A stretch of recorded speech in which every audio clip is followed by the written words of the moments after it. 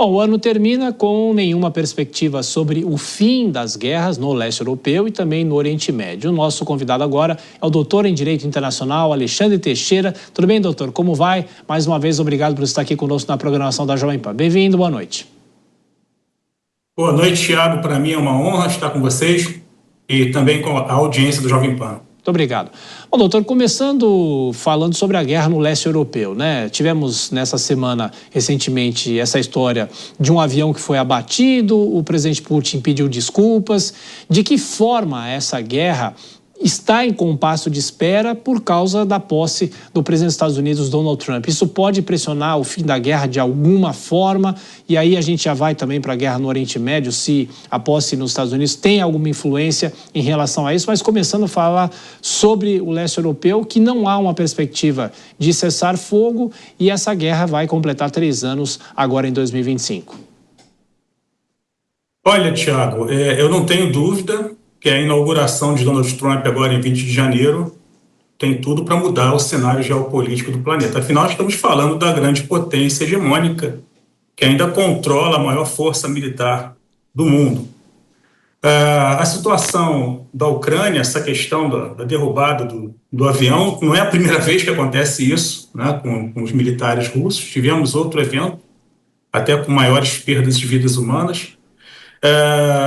Donald Trump já, inclusive, nomeou, né, um ex-secretário de segurança dele, o general da reserva Keith Kellogg, e já está em conversações, né, tanto com o próprio presidente Putin como com o presidente ucraniano, para tentar chegar a um termo nessa guerra. Mas eu não vejo, né, no caso da Ucrânia, uma solução muito rápida. Né? Em relação ao que se passa em Gaza, talvez as conversações estejam um pouco mais adiantadas.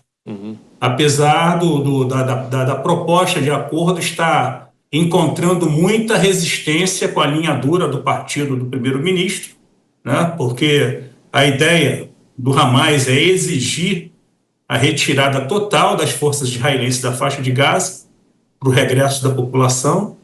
E Israel não está querendo abrir mão da possibilidade de manter uma ocupação permanente aos moldes do que faz na Cisjordânia. E doutor, ainda falando sobre o Oriente Médio, né? Nesse sábado foi divulgada uma informação que o primeiro-ministro de Israel vai passar por uma cirurgia na próstata nesse domingo. Ele foi diagnosticado com uma infecção no trato urinário devido a uma hiperplasia benigna. Isso causa um certo estresse. Ele chegou a fazer uma cirurgia, uma operação em 2023, se discutiu muito se isso teria algum tipo de interferência na condução da guerra, mas deve ser algo pontual, doutor. Olha, o presidente Benjamin Netanyahu, o primeiro-ministro Benjamin Netanyahu tem uma força muito grande. E com essa guerra, a popularidade dele, por incrível que pareça, cresceu muito em Israel. Tá? Eu acredito que ele é o que a gente pode chamar de centro de gravidade do conflito. Tanto que existe atualmente digamos assim, uma divergência de opiniões entre ele e o chefe do Estado-Maior das Forças de Defesa de Israel. Né? Porque as Forças de Defesa de Israel, de alguma maneira, elas se sentem culpadas pelo que aconteceu em 7 de outubro, né? Com aquele terrível ataque dos terroristas do Hamas. E ele se sente na obrigação de dar uma resposta de Israel e de trazer os reféns. Já o primeiro-ministro já não tem muita pressa, porque, na verdade, ele está vislumbrando uma ética de Estado. E, como nós sabemos, a ética de Estado não se coaduna, na maioria das vezes, com a ética do ser humano.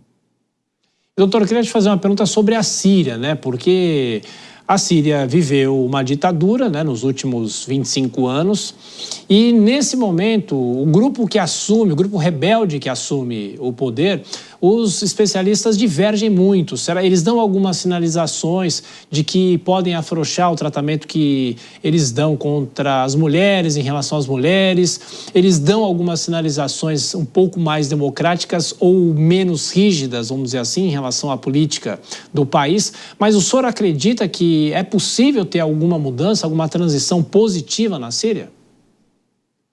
Olha, eu não creio que um grupo fundamentalista islâmico, né, do porte deste que tomou o poder agora e expulsou o Assad do país, tenha realmente um compromisso com direitos humanos, né, tenha um compromisso até de tentar ir de encontro ao que eles interpretam do Alcorão, né?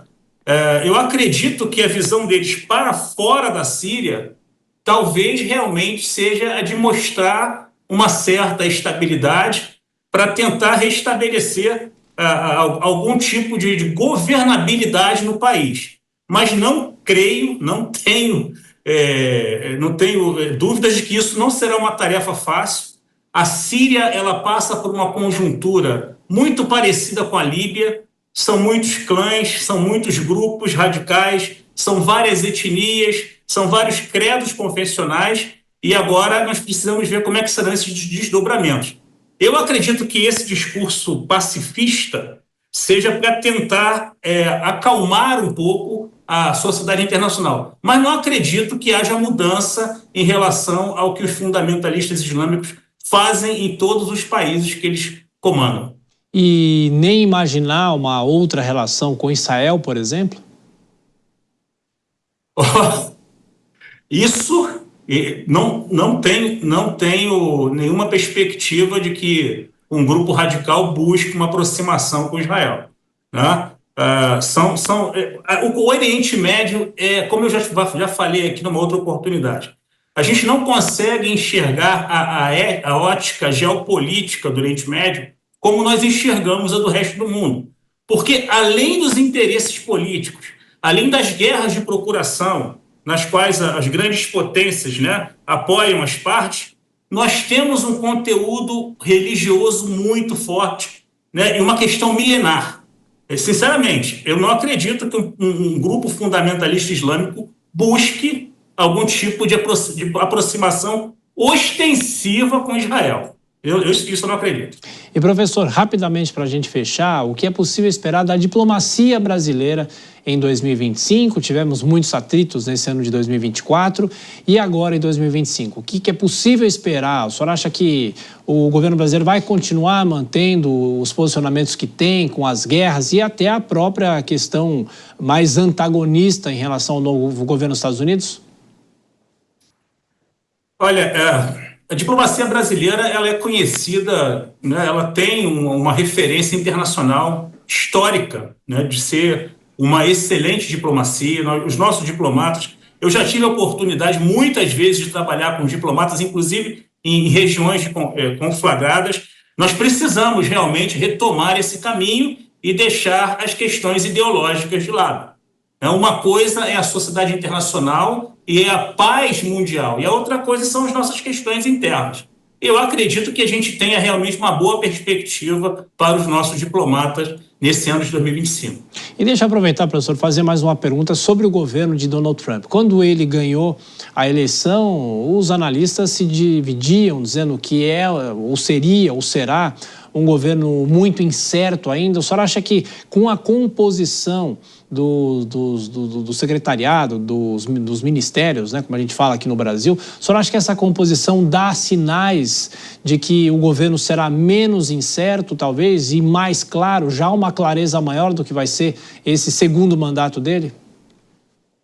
Eu não tenho dúvida. O Donald Trump ele foi praticamente um fenômeno nessa eleição, né?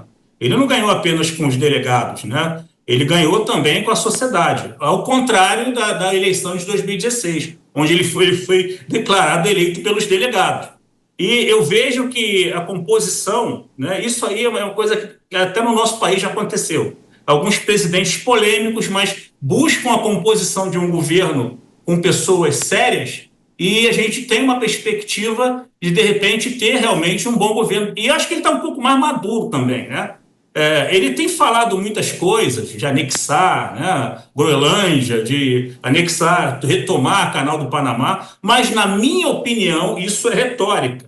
Isso aí também não é corroborado com o Congresso dos Estados Unidos, né, muito menos com a sociedade norte-americana. Mas eu vejo que ele tem grandes possibilidades, sim, de fazer um governo mais sólido e de ser esse fiel da balança para essas questões internacionais. Eu não tenho dúvida nenhuma, Thiago. A guerra da Ucrânia vai ser resolvida. Não sei se vai ser agora, como também não tenho dúvida que vão chegar a uma solução para o que está acontecendo em Gaza em relação a Israel. Isso tudo relacionado com o Donald Trump. Perfeito. Conversamos com o doutor em Direito Internacional, Alexandre Teixeira. Mais uma vez, doutor, obrigado pela gentileza, pela atenção e uma boa passagem de ano. Voltaremos a nos falar. Um abraço. Muito obrigado, um grande abraço, Thiago.